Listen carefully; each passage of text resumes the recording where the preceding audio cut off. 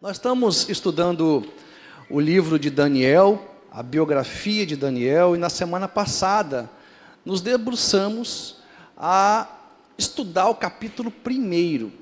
Eu quero, antes de adentrar no capítulo 2, que é o texto da porção que iremos hoje caminhar, recapitular um pouquinho daquilo que falamos, na semana passada. Antes de Daniel, meus irmãos, se apresentar no contexto do livro que ele mesmo escreveu, vocês se lembram que quem escreveu o livro de Daniel foi o próprio Daniel. Antes dele se apresentar, ele faz questão de fazer duas coisas. Primeiro, Daniel, ele exalta a soberania de Deus. E em segundo lugar, ele vai expressar uma preocupação com as coisas de Deus. Em que sentido ele exalta a soberania de Deus? Ele vai dizer que foi o Senhor que entregou o rei Joaquim na mão da Babilônia, do rei Nabucodonosor. Não foi o rei Nabucodonosor que conquistou Jerusalém, que conquistou Judá. Foi Deus que entregou. Isso se chama soberania de Deus. E por que Deus entregou o seu povo na mão dos inimigos? Porque o seu povo havia quebrado a aliança com ele. E nós aprendemos que para Deus era muito melhor o seu povo no cativeiro, numa terra pagã, do que viver como pagãos na terra da promessa. Deus havia dado essa terra para o povo, essa era a terra que manava leite e mel, era a terra da promessa que Deus havia cumprido seus desígnios, suas promessas, e introduzido o povo ali. Mas quando o povo foi levado para a terra da promessa, o que o povo fez? Quebrou a sua aliança com Deus. O povo se voltou a falsos deuses, a falsos ídolos, havia imoralidade sexual no meio do povo, os pobres eram tratados de maneira injusta, o povo verdadeiramente quebrou a sua aliança com Deus, e quando isso aconteceu, Deus permitiu com que os inimigos levassem o povo para o cativeiro. O que a gente aprendeu? Que para Deus, mais importante que o território é a aliança. Não basta estar no lugar certo, nós temos que viver de maneira correta diante do Senhor. Quantos creem nisso? E o que Deus fez ao permitir com que o seu povo fosse levado para o cativeiro na Babilônia? O povo ficou lá 70 anos. Deus estava comunicando a nós que muitas vezes Ele pode permitir que a gente perca coisas para que a gente se volte para Ele. Coisas que muitas vezes julgamos ser importantes, coisas que muitas vezes nós colocamos como obstáculos entre nós e a presença de Deus. Deus, da mesma forma que permitiu com que o povo perdesse a terra da promessa, para que isso gerasse arrependimento neles, Deus muitas vezes vai permitir com que a gente perca coisas, para que a gente desperte do nosso desvio, para que a gente se arrependa, para que a gente se converta a Ele, para que a gente volte para a presença dEle. Essa é a soberania de Deus. Muitas coisas que acontecem, irmãos, na nossa vida que nós não entendemos. Pode ser que seja a soberania de Deus trabalhando na sua vida para te despertar, para te acordar e para gerar quebrantamento no seu coração. A segunda coisa que nós aprendemos é que Daniel expressou preocupação com as coisas de Deus, porque o rei Nabucodonosor pegou os utensílios do templo do Senhor e levou para o templo do seu Deus. Daniel, ele vai expressar essa preocupação com as coisas de Deus. Para nós, isso representa tudo aquilo que diz respeito a Deus, a obra de Deus, a vontade de Deus. Irmãos, esses dois elementos, a soberania de Deus e as coisas de Deus, têm que vir na frente da nossa história. Daniel não se apresentou antes de exaltar a soberania de Deus e expressar preocupação com as coisas de Deus. E isso fez com que ele interpretasse todo o sofrimento que ele viveu de maneira adequada, de maneira divina, pela ótica divina e não pela ótica humana. Sempre que você coloca a sua história na frente da soberania de Deus e da preocupação com as coisas de Deus, você vai interpretar tudo que acontece na sua vida de maneira errada. Porque você vai sempre questionar, por que isso está acontecendo comigo? Por que eu estou passando por isso? Irmãos, o nosso Deus trabalha num plano superior, e nós precisamos entender que antes da nossa história pessoal, vem o plano dele, o propósito dele. Daniel, ele era um homem justo, íntegro, sábio, ele não quebrou aliança com o Senhor, mas ainda assim ele foi para o cativeiro, passou 70 anos no cativeiro juntamente com o povo. Ele nunca questionou, Deus, isso é injusto comigo, Deus, por que eu estou passando por isso? Deus, isso não poderia acontecer comigo, eu não quebrei aliança, eu busco viver em santidade diante da tua presença. Ele nunca questionou Deus nesse sentido. Sabe por quê? Ele entendia que o povo estava em pecado e o cativeiro era importante para que o povo alcançasse arrependimento. Então ele não colocou a história pessoal dele na frente do plano de Deus, da soberania de Deus, da preocupação com as coisas de Deus. Diga assim, o meu Deus é soberano. Diga, e em primeiro lugar, vem as coisas de Deus, o reino de Deus. Aleluia! Quantos conseguem entender essa palavra até aqui? E Daniel, irmãos, ele teve o seu nome mudado na Babilônia, e ele teve que aprender a cultura da Babilônia, adquirir a ciência da Babilônia, e até aí, meus irmãos, estava tudo bem. Daniel não fez nenhuma oposição. No entanto, como Daniel, ele estava sendo treinado para ser um conselheiro do rei Nabucodonosor no palácio real, porque era costume dos reis daquela época, quando eles tomavam uma nação, trazer para o seu palácio os mais inteligentes, os mais prudentes, os mais sábios, para servirem a ele, para serem seus conselheiros. E Daniel estava ali sendo treinado. Agora, o problema para Daniel começou quando o rei Nabucodonosor disse o seguinte, a partir de agora, todos os meus conselheiros vão comer da comida da minha mesa. Vão comer das iguarias que eu vou fornecer. O que Daniel faz? Ele diz, não, eu não posso comer das iguarias do rei. E ele cria uma estratégia, essa estratégia foi bem sucedida, porque ele, durante 10 dias, ele fez um teste com o chefe dos eunucos e o cozinheiro, para que desse a ele somente vegetais e água. E depois de 10 dias, Daniel estava mais formoso, mais robusto, mais bonito do que os outros jovens que comiam das iguarias do rei. Daniel, ele decidiu não se contaminar. Por que essa comida do rei traria contaminação para Daniel? Primeira coisa, era uma comida consagrada a ídolos. E nós sabemos que ídolos são demônios. Um judeu jamais poderia comer uma comida consagrada a deuses falsos. E em segundo lugar, o judeu não podia comer qualquer comida.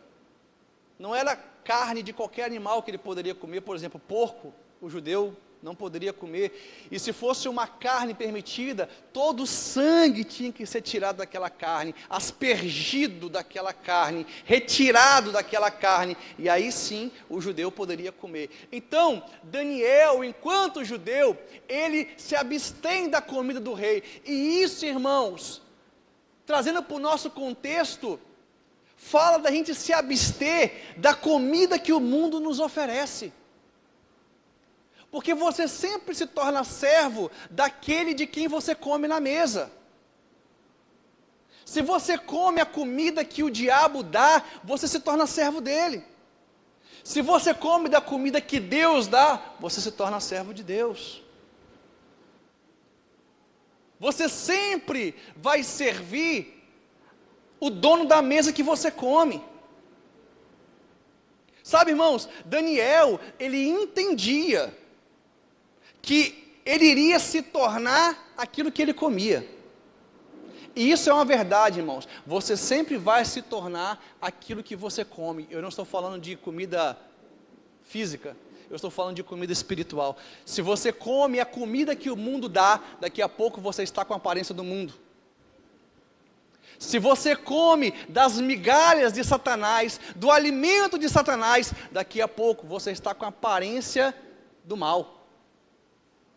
Você sempre vai se tornar semelhante à comida que você come. É por isso que Jesus falou em João capítulo 4, ele diz o seguinte: o meu alimento consiste em fazer a vontade daquele que me enviou a realizar a sua obra. O alimento de Jesus, irmãos, era a vontade de Deus, era a vontade do Pai, e era por isso que Jesus, ele era parecido com Deus. Em todas as suas atitudes, em todos os seus comportamentos, em todas as suas palavras, porque ele era Deus, mas, enquanto homem, ele precisou fazer a vontade de Deus, para que vivesse na integridade da semelhança e da imagem do Pai. Então Daniel rejeita comer das iguarias do rei. E é interessante, irmãos, a gente pensar o seguinte, que depois de 10 dias, onde Daniel fez um desafio com os cozinheiros do Palácio Real, o cozinheiro, o chefe do eunuco, olhou para Daniel e falou assim: poxa, você está mais bonito, está mais robusto. Sabe o que eu aprendo, irmãos? Que a nossa melhor versão sempre é quando a gente faz a vontade de Deus. Quantos podem dizer glória a Deus? A nossa melhor versão sempre é quando estamos na presença de Deus. Não se engane achando que a sua melhor versão é no mundo, é fazendo aquilo que a carne deseja. A sua melhor versão sempre é quando você está na presença de Deus. O que o mundo tem para nós, irmãos, é engano, é vaidade, é mentira. Mas o que Deus tem para nós é vida e vida em abundância. Quantos podem dizer glória a Deus? Agora observe, do capítulo 1 que nós estudamos na semana passada para o capítulo 2, há uma mudança completa no cenário. Porque o capítulo 2, ele vai começar falando que Nabucodonosor, o rei da Babilônia, que tinha levado os judeus para o cativeiro, ele não estava conseguindo dormir, estava angustiado. Ele se deitava em sua cama para dormir e ele ficava preocupado com o futuro do seu reino. Como vai ser o meu reino amanhã? Quanto tempo ele vai durar?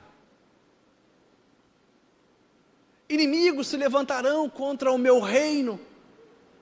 E é nesse contexto, irmãos, que o Senhor vai dar um sonho para Nabucodonosor. E quando o Senhor dá um sonho para Nabucodonosor, isso perturbou ele ainda mais. Sabe por quê? Ele não conseguia discernir o sonho. Ele não conseguia entender o que tinha sonhado. Ele já havia sentido o fardo de liderar uma grande nação, um grande reino. E agora, diante dessa imagem que ele viu no sonho, ele ficou perturbado. E é interessante a gente pensar, irmãos, que o nosso Deus falou, deu um sonho, se comunicou com um rei pagão. É interessante a gente pensar sobre isso, porque normalmente a gente acha que Deus só fala com um homem justo, com um homem santo, com um homem temente a Ele. Olha o que está escrito em Daniel, capítulo 2, versículo 2.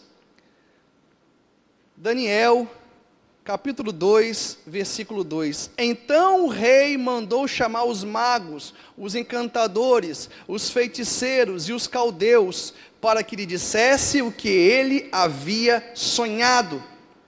Eles vieram e se apresentaram diante do rei. Lá em Daniel capítulo 2, versículo 29, depois que Daniel vai dar a interpretação e falar sobre o sonho de Nabucodonosor, ele deixa claro que foi Deus que deu o sonho para Nabucodonosor. Quando o Senhor, ó rei, estava na sua cama, surgiram em sua mente pensamentos a respeito do que vai acontecer no futuro. Deus, diga Deus, que revela os mistérios, revelou ao Senhor o que vai acontecer. Então ouça, irmãos, o que a gente pode aprender aqui? Deus não fala porque os homens merecem, Deus fala porque Ele é soberano. Deus não fala porque uma pessoa merece, Deus fala porque Ele governa. Em sua soberania e no exercício do seu governo, Ele vai, antes de qualquer coisa, revelar a sua graça para os homens. A graça de Deus antecede a conversão. Antes de Nabucodonosor reconhecer que o Deus de Daniel era o Deus verdadeiro, Deus revelou a sua graça a ele. Antes da conversão, vem a graça. Antes do arrependimento, vem a graça. Antes de qualquer reconhecimento que possamos ter diante do Senhor, vem a graça. O Senhor fala conosco antes do nosso quebrantamento. Isso é graça, irmãos. A graça sempre vai anteceder qualquer atitude humana. E aqui nós temos um Deus Todo-Poderoso, o Criador dos céus e da terra, falando com o rei pagão. Não porque o rei pagão merecia, mas porque Deus é soberano. Porque Ele governa. Em seu governo e sua soberania, Ele faz como quer, do jeito que quer, na hora que quiser. E Ele fala com quem quiser para revelar a sua graça. Deus falou comigo, com você, antes da gente se converter, irmão. Senão a gente nunca teria se convertido. Sim ou não? Porque a graça antecede a conversão. E é isso que a gente está aprendendo aqui nessa história. Então, Deus, em sua soberania, em seu governo, falou com Nabucodonosor. Irmãos, o sonho que Deus deu a Nabucodonosor foi um sonho escatológico. Foi um sonho profético. E a gente vai estudar um pouquinho acerca desse episódio, o que Nabucodonosor sonhou, qual foi a imagem que ele teve. Agora, me chama muita atenção, que no versículo 1 e 2, vamos ler novamente, versículo 1 e 2, eu estou no capítulo 2 de Daniel, diz assim a palavra do Senhor: no segundo ano do seu reinado, Nabucodonosor teve sonhos que o deixaram perturbado e sem poder dormir. Então o rei mandou chamar os magos, os encantadores, os feiticeiros e os caldeus. Quem eram os caldeus, irmão? Só para a gente se localizar aqui. Eles eram os inteligentes do palácio real, os ditos sábios do palácio real. Eles eram aqueles que interpretavam as vozes dos deuses. Eles faziam a intermediação entre a política e o divino. Eram eles que eram encarregados de discernir a voz dos deuses. Então eles foram chamados para que lhe dissesse o que lhe havia sonhado. Eles vieram e se apresentaram diante do rei. E ele lhes disse: tive um sonho e fiquei perturbado, querendo saber que sonho foi esse. Os caldeus disseram ao rei em aramaico: que o rei viva eternamente, conte o sonho a estes seus servos, e daremos a interpretação. Mas o rei respondeu aos caldeus: uma coisa é certa, se não me contarem o sonho e a interpretação, vocês serão despedaçados, e as casas de vocês serão reduzidas a ruínas. Mas se me contarem o sonho e a sua interpretação, vocês receberão de mim dádivas, prêmios, grandes honras. Portanto, conte-me o sonho e a sua interpretação. Os caldeus responderam pela segunda vez: que o rei conte o sonho a esses seus servos, e nós lhe daremos a interpretação. O rei respondeu: bem percebo que vocês estão querendo ganhar tempo, porque sabem que eu disse está resolvido. Isto é, se não me contarem o sonho, todos vocês receberão a mesma sentença. Vocês combinaram dizer palavras mentirosas e perversas na minha presença, esperando que a situação mude. Portanto, conte-me o sonho, e saberei que vocês podem me dar a interpretação. Agora, olha o versículo 10, irmãos. Os caldeus, que são os ditos espirituais da Babilônia, disseram o seguinte: não há nenhum mortal sobre a face da terra que possa fazer o que o rei exige. Nunca houve um rei, por maior e mais poderoso que fosse, que tenha exigido semelhante coisa de um mago, encantador ou caldeu. Isso que o rei exige é difícil, e não há ninguém que possa revelar diante do rei, a não ser os deuses, e esses não moram entre os mortais. Então ouça, irmãos, o sistema babilônico vendia espiritualidade. O sistema babilônico vendia uma imagem de sabedoria. O sistema babilônico dizia que tinha ligação com o Deus verdadeiro. Só que, quando os caldeus estavam diante de Nabucodonosor, ele foi estratégico. Por que ele queria? Ele não queria só a interpretação, ele queria que os seus conselheiros falassem do sonho. Ele não queria que os seus conselheiros manipulassem a profecia, editassem a profecia. Porque para Nabucodonosor, ele pensava o seguinte: se vocês servem ao Deus verdadeiro, então esse Deus, que tem poder para interpretar o sonho, ele também tem poder para dizer o que eu sonhei. Eu quero a revelação completa. Se você serve ao Deus verdadeiro, me dê a revelação completa. Eu quero mais do que a interpretação do sonho, me fala o que eu sonhei. Você já viu aquele profeta que olha para uma pessoa, às vezes está na igreja, vê a pessoa triste, e fala assim, por exemplo, não é o caso do Bruno, mas vamos dizer que o Bruno estivesse triste. Aí eu olho e falo, estou vendo o Bruno triste. Eis que te digo, meu servo, que tu está triste. Claro, ele está com a cara todo triste. Mas Deus vai te honrar, meu filho. O choro pode durar uma noite, mas a alegria vem pela manhã. Sabe o que eu estou fazendo? Editando a profecia, manipulando a profecia, porque eu estou trabalhando com dados. Isso fala muito mais da minha habilidade do que do poder de Deus. Ouça o que eu vou te falar, a profecia verdadeira, nenhum homem pode liberar, é obra do Espírito Santo. Se o Espírito Santo não falar com o homem nenhum tem essa capacidade, irmãos, porque a verdadeira profecia não é um fruto de habilidade humana, mas do poder de Deus que é liberado do céu. Você consegue entender isso? Nabucodonosor, ele estava querendo realmente saber quem era profeta e quem servia ao Deus verdadeiro. Deus está me falando que tem uma irmã aqui que está com uma dor no pé. O Deus que tem poder para revelar que tem alguém com dor no pé, também tem poder para revelar quem é a pessoa. Sim ou não? O que vem do alto é perfeito, é um dom perfeito. A profecia, irmãos, ela vem plena, ela vem completa.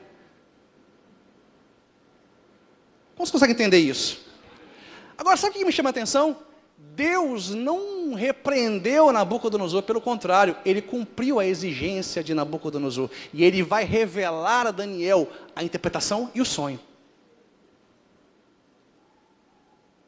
Quando os caldeus estão diante do impossível, porque ouça, irmãos, esses homens estavam diante do impossível, e só quem pode fazer o impossível é Deus. Homem nenhum pode fazer o impossível. Então ouça, eles vendiam uma pseudo-espiritualidade, como se fossem homens sábios e que discernissem a voz dos deuses, mas diante do impossível, eles falharam. Sabe o que eu aprendo, irmãos? O impossível não é um problema, o impossível é um filtro, porque o impossível vai revelar o Deus verdadeiro e o Deus que nós servimos. Você consegue entender isso? Esses conselheiros ditos espirituais, ditos sábios, diante do impossível, fraquejaram, falharam e reconheceram que os principados e as potestades e os poderes do mal que atuam nessa terra não vêm de Deus, são falsos, são limitados. Somente o Deus de Abraão, Isaque e Jacó é o Deus Todo-Poderoso. Sabe o que eu aprendo, irmãos? Quando nós estamos diante do impossível, nós estamos diante de uma oportunidade de revelar o Deus que nós servimos. E é diante da impossibilidade, do impossível, que você revela se você verdadeiramente é um servo de Deus, que crê, que confia. Porque a gente vai muito bem no previsível, a gente vai muito bem no método, a gente vai muito bem naquilo que é natural, só que a gente esbarra no impossível. Irmãos, quando você está diante do impossível, na sua família, no seu casamento, no trato com os seus filhos, sabe que você está diante de uma oportunidade de revelar quem é Deus para essa situação. Você está diante da oportunidade de revelar que você realmente é um servo verdadeiro, que você crê, confia que o Deus Todo-Poderoso é o Deus dos milagres, que para Ele não há impossíveis. A gente não pode parar no impossível, irmãos. O impossível não pode ser um problema para mim e para você. O impossível tem que ser um filtro que vai separar o joio do trigo, que vai separar o falso do verdadeiro, que vai separar o que crê e o que não crê. Eu não sei você, mas eu creio no Deus dos impossíveis. Eu creio no Deus que faz milagres. Eu creio no Deus que para Ele não existem obstáculos, barreiras naturais. Eu creio no Deus Todo-Poderoso, Criador dos céus e da terra, e para Ele não há impossíveis. Aplauda o Senhor com fé, com alegria.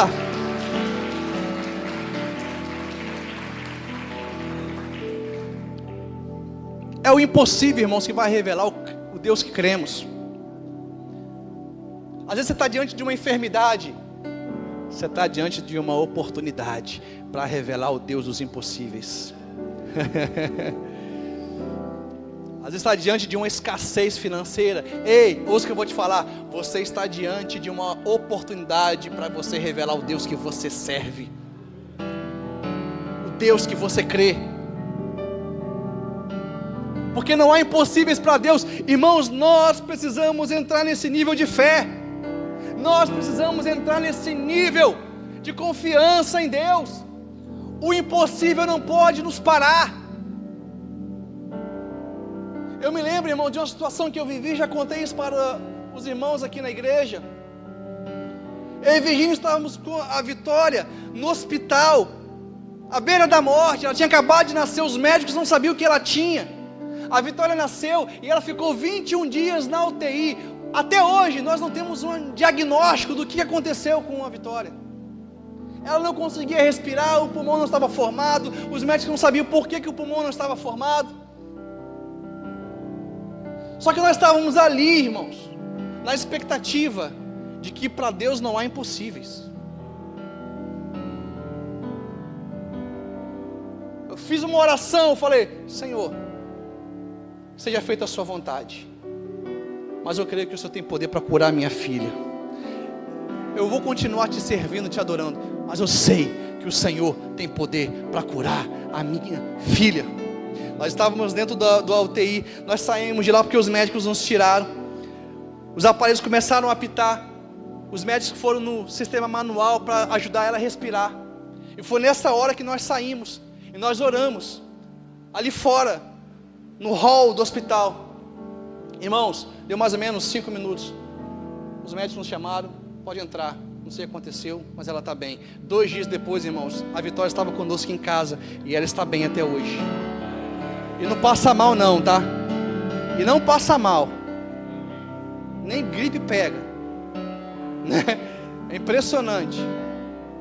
Nem resfriado pega a menina. Sabe por quê, irmãos? O impossível foi uma oportunidade para eu revelar o Deus que eu sirvo. Ouça o que eu vou te falar. Se você está vivendo o impossível na sua vida, creia no Deus de Abraão, de Isaac e Jacó. O único Deus, o único Senhor. Para Ele não há impossíveis. Aleluia! Pode aplaudir o Senhor. Não há impossíveis para Ele. Não há impossíveis. Então, esse é o problema, irmãos, do sistema babilônico, que vem de uma aparência de espiritual, mas falha diante do impossível. Agora, importa a gente pensar uma coisa. Sobre sonhos, vamos falar um pouquinho sobre sonhos? Vou abrir aqui um parênteses para a gente falar sobre sonhos. Irmãos, Deus ainda se comunica com os homens através de sonhos? Sim ou não? Sim, claro. Isso é bíblico. Deus fala com os homens através de sonhos. Agora, ouça o que eu vou te falar. Esse não é o modo habitual de Deus falar conosco. De forma prioritária, Deus vai falar conosco. Primeiro, através da sua palavra. Segundo, através da operação do Espírito Santo. Se Deus quiser falar conosco através de sonhos, em sua soberania, Ele vai falar. Agora, Ele precisa entender que a forma habitual de Deus falar conosco é, em primeiro lugar, palavra e operação do Espírito Santo. E aqui a gente precisa entender uma coisa com muito equilíbrio, irmãos. Vocês me conhecem e sabem que eu busco ser equilibrado na exposição do texto bíblico. A gente precisa compreender uma coisa. A maioria dos sonhos que nós temos não vem de Deus.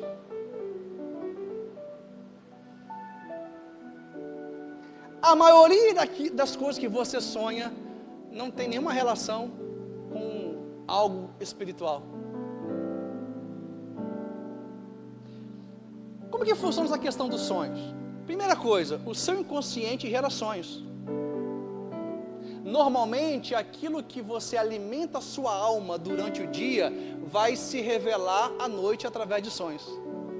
Se você alimenta a sua alma durante o dia com medo, com preocupação, com tensões, com desejos sexuais ilícitos, se você alimenta a sua alma durante o dia com ansiedade, isso à noite pode vir à sua mente através de sonhos. Via de regra, o que alimentamos a nossa alma durante o dia se revela à noite através de sonhos. Não significa que Deus esteja falando com você. O sonho muitas vezes fala mais do sonhador do que do próprio Deus. Porque tem pessoas, irmãos, que espiritualizam tudo. Ela teve um sonho e ela já acha que é de Deus. Aquele sonho todo bagunçado, confuso, e você voa e você nada. Aí a pessoa chega, pastor, tive um sonho. Eu falei, fala, irmão. Não, porque eu sonhei que eu estava voando, estava nadando, estava subindo, estava descendo. Qual a interpretação? Eu falei, não sei. Eu não sei, irmão. Você está falando mais de você do que de Deus. Quem já passou por isso? Está falando mais de você do que de Deus. Gui, projeta para mim Eclesiastes 5:3.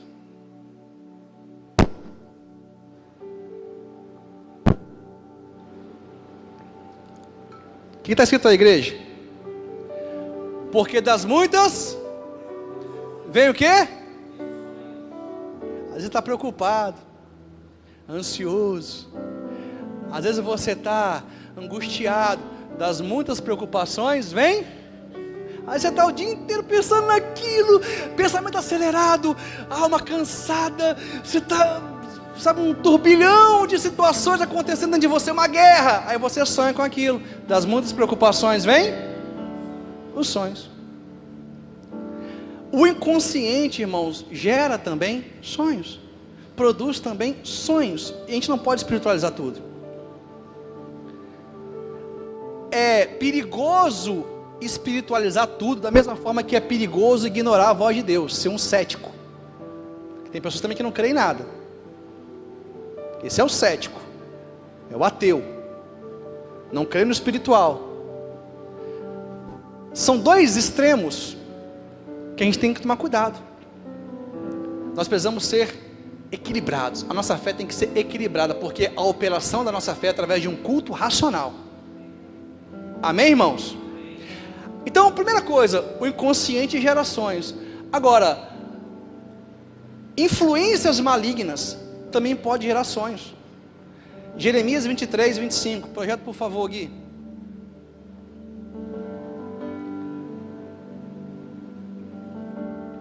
Tenho ouvido o que dizem aqueles profetas, proclamando mentiras em meu nome, dizendo, sonhei, sonhei. Até quando acontecerá isso no coração dos profetas que proclamam mentiras, que proclamam só o engano do próprio coração? Até quando tentarão fazer com que o meu povo se esqueça do meu nome por meio dos sonhos que contam uns aos outros, assim como os pais deles se esqueceram do meu nome por causa de Baal? O profeta que tem um sonho, olha a instrução da palavra do Senhor, o profeta que tem um sonho, conte-o como que, irmãos? Como um simples sonho. Mas aquele em quem está a minha palavra, fale a minha palavra com verdade. O que é que a palha tem a ver com o trigo? Diz o Senhor. Então aqui tem uma orientação para nós. Teve um sonho? Seja humilde e fala: tive um sonho. Conte de maneira simples. Não queira dar uma de espiritual uau, porque você pode estar endemoniado a ado. Quem consegue entender isso? Ficou estranho esse ado, né? Saiu agora, foi assim mesmo. Ao vivo não tem jeito. Quando no ao vivo é assim, não falou, está falado. Quem consegue entender? Conte como um simples sonho. Teve uma irmã que uma vez me procurou aqui na igreja e ela foi muito sábia. Ela teve um sonho comigo, e foi um sonho verdadeiro. Ela me procurou e falou: pastor, eu tive um sonho, mas eu quero te dizer que eu só vou te falar o sonho e você discerne se é de Deus, se não é, porque eu não entendi nada. Eu orei ao Senhor e eu vou te contar o sonho. Ela até brincou, de repente foi uma feijoada que eu comi naquele dia e eu fui dormir com a barriga cheia, porque isso também acontece, tá? Às vezes vai dormir de barriga muito cheia, tem pesadelo, tá? Porque o seu organismo está trabalhando durante a noite inteira fazendo digestão e a sua cabeça não descansa, seu cérebro não descansa, então isso gera pensamentos, sonhos. Ela me procurou e falou: pastor, sonhei que eu vi assim, assado, né? Então, ora ao Senhor. Estou falando que é de Deus. Eu falei: amém, irmã. E eu fui orar em relação àquele sonho da irmã. E aquele sonho veio do Senhor. Aquele sonho foi de Deus. Aquele sonho me trouxe um despertamento. Aquele sonho me trouxe uma instrução. Aquele sonho me trouxe uma direção. E eu falava para você: eu estou aqui hoje, nesta manhã, muito por causa das reflexões desse sonho que a irmã teve comigo. Porque Deus falou com a irmã. A irmã estava orando por mim. E Ele deu uma revelação a ela. Era uma situação que eu não estava conseguindo entender, compreender. Eu estava orando sobre uma situação na minha vida. Eu precisava de uma resposta, precisava de auxílio, precisava de direção. E Deus, em sua soberania, falou com a irmã. Agora, o que ela fez está aqui alinhado na palavra. Teve um sonho? Conte de...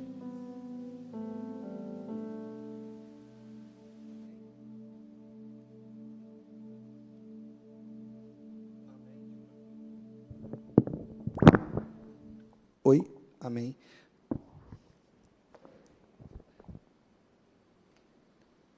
Então teve um sonho, conte de maneira simples. Não espiritualize tudo. Porque tem sonhos, irmãos, de acordo com a palavra de Deus, que são influências malignas. Muitas vezes o inimigo, através de influências na nossa alma, produz sonhos. O profeta Jeremias está denunciando ali: até quando vocês vão desviar o meu povo dizendo sonhei, sonhei? Igreja, ouça o que eu vou te falar. O fundamento da nossa fé não são os sonhos, é a palavra de Deus. Então nós precisamos ser uma igreja equilibrada. Quantos creem nisso? Quantos creem nisso? Agora vamos ler o versículo 14 e 16. Porque Deus, irmãos, Ele vai revelar o sonho. Capítulo 2, versículo 14 e 16. O que aconteceu aqui? Vamos ler. Então Daniel, com a cautela e prudência, foi falar com Arioque, chefe da guarda do rei, que tinha saído para matar os sábios da Babilônia. Daniel perguntou a Arioque, encarregado do rei: por que esse decreto do rei é tão urgente? Então Arioque explicou o caso a Daniel. Daniel foi falar com o rei para pedir que lhe desse tempo, e ele revelaria ao rei a interpretação. Então, aqui, irmãos, nós estamos diante do seguinte cenário: quando os magos, os astrólogos, os feiticeiros e sobretudo os caldeus não puderam revelar o sonho e a interpretação do sonho do rei Nabucodonosor, o que o rei fez? Mandou matar todos os seus conselheiros. E Daniel estava acabando a sua formação de conselheiro para servir no palácio do rei. Eram 3 anos de formação. Por algum motivo, Daniel não foi chamado para essa reunião em que o rei consultou alguns conselheiros. É bem provável que, por ele ser um recém-chegado, um recém-formado, não foi dado a ele importância. Então o rei Nabucodonosor diz o seguinte: todos os meus conselheiros serão mortos, matem a todos. Vocês não são capazes de revelar o meu sonho, de dar a interpretação do meu sonho, pode matar todo mundo. Quando Arioque, o chefe da guarda do rei, foi pegar Daniel falou: o que está acontecendo? E ele explica o decreto do rei, e ele falou o seguinte: Arioque, me dê um tempo, porque eu vou revelar o sonho do rei, eu vou revelar a interpretação do rei. E olha o que Daniel faz, versículo 17, então Daniel foi para casa, e explicou a situação a Ananias, Misael e Azarias, seus companheiros, para que pedissem misericórdia ao Deus do céu sobre este mistério, a fim de que Daniel e os seus companheiros não fossem mortos com o resto dos sábios da Babilônia. Então, o mistério foi revelado a Daniel numa visão de noite. Daniel bendisse o Deus do céu. Irmãos, quando Daniel recebeu a notícia de que os conselheiros seriam mortos, inclusive ele e seus amigos, o que Daniel fez? Daniel entrou na presença de Deus e clamou por misericórdia, para que Deus revelasse a ele o mistério do sonho. Daniel foi orar, irmãos. Sabe o que eu aprendo com isso? É assim que a gente tem que resolver os problemas e as crises que enfrentamos na vida, através da oração.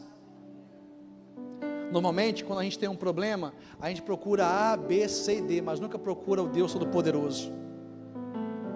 A gente está sempre procurando muletas, amparos físicos, naturais, algo para se escorar aqui nessa terra. Daniel, diante de uma crise, a vida dele estava em risco. O que ele fez? Ele foi para os pés do Deus do céu, o Deus Todo-Poderoso. E quando Daniel ora, irmão, ele atrai a onisciência de Deus para a circunstância dele. Sempre que você ora, você está atraindo a onisciência do Deus Todo-Poderoso para dentro do seu problema. O conhecimento do Deus que tudo sabe entra na circunstância que você está vivendo, e Ele tem resposta para nós. Quantos podem dizer glória a Deus? Orar, irmãos, é atrair a presença do Deus que tudo sabe para dentro da nossa história, da nossa circunstância. Nós precisamos, irmãos, aprender a depender de Deus e não depender de homens, não depender das circunstâncias, depender de Deus, porque se Deus não fizer, irmãos, homem nenhum pode fazer. Se Deus não fizer, não tem homem nessa terra que possa fazer. Então a primeira pessoa que você vai buscar é o Deus Todo-Poderoso, é o seu Senhor. Eu busco conselho com meus pastores. Vira e mexe, eu ligo para o meu pastor, a gente conversa, me orienta aqui, me ajuda com isso, me ajuda a refletir sobre essa situação. Mas antes, irmão, eu já fui para o Senhor, eu já orei a Deus, eu já clamei a Deus, eu já expressei a minha dependência, porque Deus, irmãos, Ele fala de várias maneiras. É a multiforme graça dele. Às vezes Ele vai falar comigo com sonho, vai falar comigo através da palavra, vai falar comigo através de uma canção, mas às vezes Ele vai falar também através do meu pastor. É a multiforme graça de Deus. Agora, nós precisamos entender o seguinte, que se Deus não resolver, irmãos, homem nenhum resolve. Então busque primeiramente a Deus.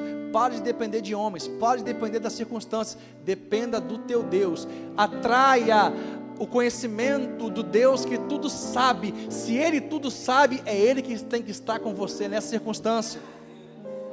Ele vai falar com você, vai te dar direção, vai trazer a luz. Ele é o Pai das luzes.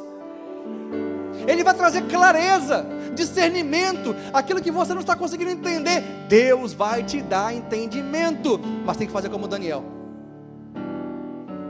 Eu vou orar, eu vou buscar ao Senhor. Irmãos, e Deus revela o sonho para Daniel. Olha que tremendo, Deus revelou o sonho para Daniel, não somente a interpretação, mas Deus falou: olha, Nabucodonosor sonhou isso aqui. Sabe o que eu aprendo, irmãos? A verdadeira profecia, ela nasce no trono de Deus, ela vem do céu, é fruto do poder de Deus, não é obra de homens. Eu creio, irmãos, em profecia, eu creio em palavra profética, mas o que a gente tem nos dias de hoje é palavra patética, não é palavra profética. Está longe de ser profético, está mais perto de ser patético, porque os homens manipulam a profecia, editam a profecia, mentem diante dos homens, porque não estão respaldados na palavra de Deus. A palavra de Deus, irmãos, é viva e eficaz. O dom de Deus é perfeito, o dom da profecia é perfeito. Irmãos, eu não sou profeta, não espere de mim profecia, eu sou pastor, eu gosto de estudar a palavra, eu gosto de ensinar a palavra. Agora, tem profeta? Tem profeta, mas nem todos que se apresentam como profetas são profetas. A profecia, ela nasce da revelação do divino, do sobrenatural, é uma total dependência de Deus que o profeta tem. Quantos conseguem dizer amém? Quantos podem dizer glória a Deus?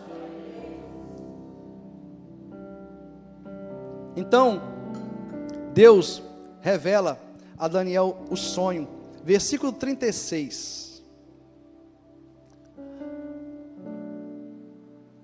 31, melhor dizendo, 31. O Senhor, ó rei, estava olhando e viu uma grande estátua. Esta, quem era imensa e de extraordinário esplendor, estava em pé, bem na sua frente, e a aparência dela era terrível. A cabeça era de ouro puro, o peito e os braços eram de prata, o ventre e os quadris eram de bronze, as pernas eram de ferro, e os pés eram em parte de ferro e em parte de barro. Enquanto o Senhor estava olhando, uma pedra foi cortada sem auxílio de mãos humanas, atingiu a estátua nos pés de ferro e de barro e os despedaçou. O ferro, o barro, o bronze, a prata e o ouro foram despedaçados no mesmo instante, e se fizeram como a palha das eiras no verão. O vento os levou, e deles não se viu mais nenhum vestígio, mas a pedra que atingiu a estátua se tornou uma grande montanha que encheu toda a terra. Este é o sonho, e também a sua interpretação diremos ao rei. Projeta para mim, Gui, por favor, a primeira imagem.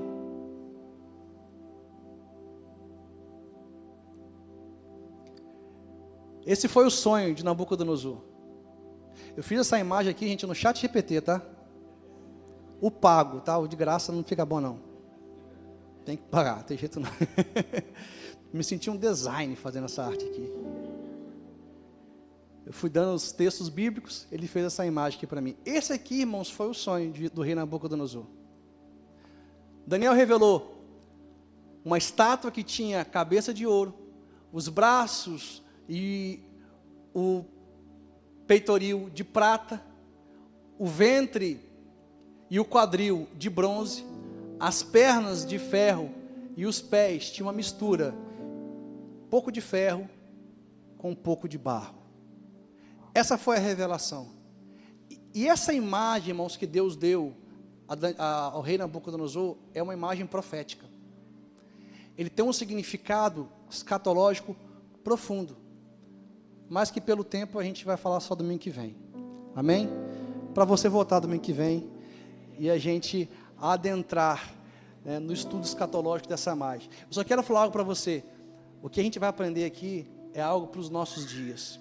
Essa imagem tem repercussão nos dias de hoje, tem repercussão até os dias de hoje. É uma imagem profética, escatológica, que Deus revelou ao rei Nabucodonosor e que tem muito para acrescentar à nossa fé. Amém, meus irmãos? Se coloque de pé em nome de Jesus.